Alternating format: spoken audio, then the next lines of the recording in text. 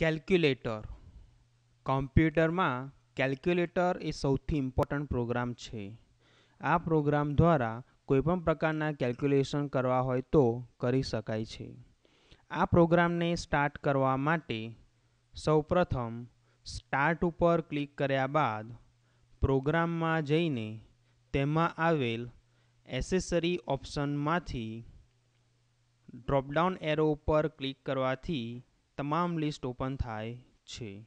તેમાંથી કેલ્ક્યુલેટર ઉપર ક્લિક કરીએ તો આ પ્રોગ્રામ સ્ટાર્ટ થાય છે. આ પ્રોગ્રામમાં બાય ડિફોલ્ટ સ્ટાન્ડર્ડ કેલ્ક્યુલેટર દર્શાવવામાં આવેલું છે.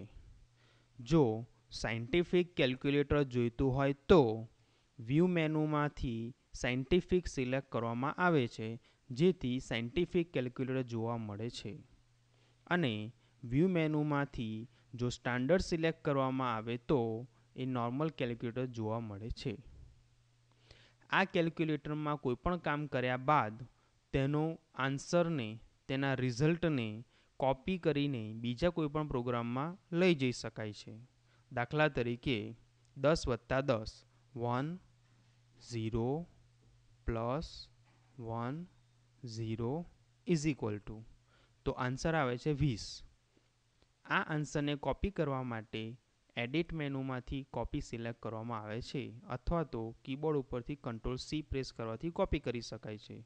હવે સ્ટાર્ટ પ્રોગ્રામ એસેસરી નોટપેડ માં જઈને એડિટ મેનુમાંથી પેસ્ટ કમાન્ડ આપીએ તો તેમાં આન્સર આવી જાય છે.